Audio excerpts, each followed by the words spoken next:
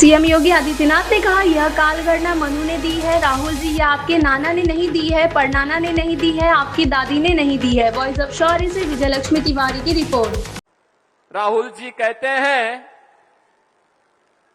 बेटियों को भड़काने का काम कर रहे हैं। कहते हैं मनुस्मृति से बाहर निकलिए।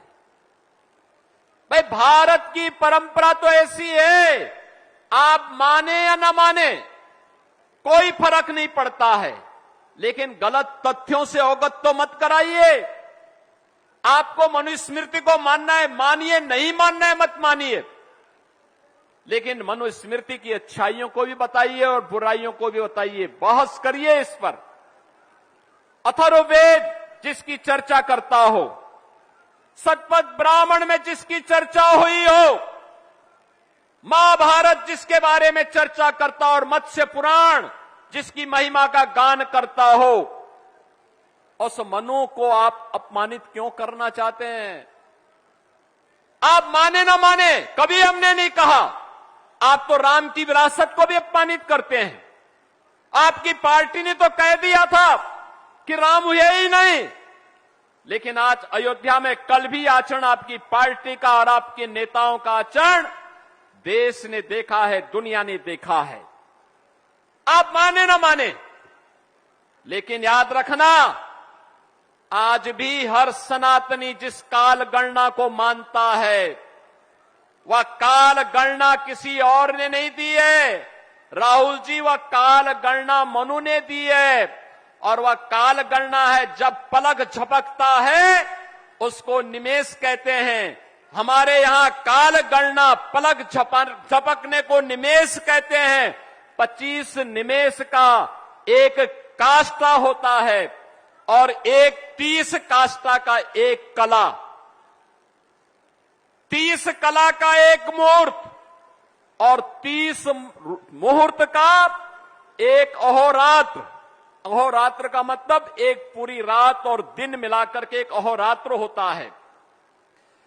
15 दिन यानी एक 15 अहोरात्र का एक पक्ष होता है और 2 पक्ष का, यानी कृष्ण पक्ष और शुक्ल पक्ष। हर महीने में 2 पक्ष चलते हैं, तो 2 पक्ष का एक माह होता है। 6 माह का एक अयन होता है और 2 अयन का एक वर्ष होता है। याद रखना, मकर संक्रांति का आयोजन जब हम करते हैं, भगवान सूर्य जब उत्तरायण में आते हैं तो मकर संक्रांति आती है। हम लोग नदियों में स्नान करते हैं, प्रयागराज में माघ का मेला लगता है।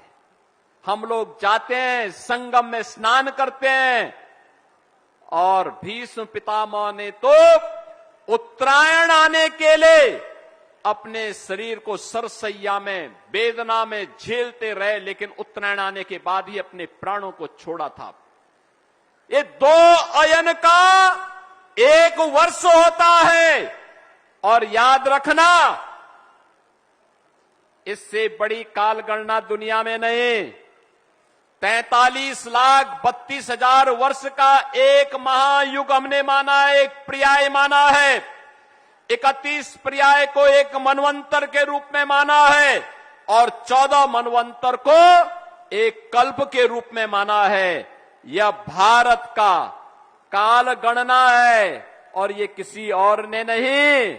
राहुल जी, ये आपके नाना ने नहीं दिया है, पर नाना ने नहीं दिया है, आपकी दादी ने नहीं दिया है, ये दिया है मनु ने दिया है। ये मनु ने दिया है, और जिसको आज भी हर सनातनी जिसका पालन करते अपने पर्व और त्योहारों को मानता है।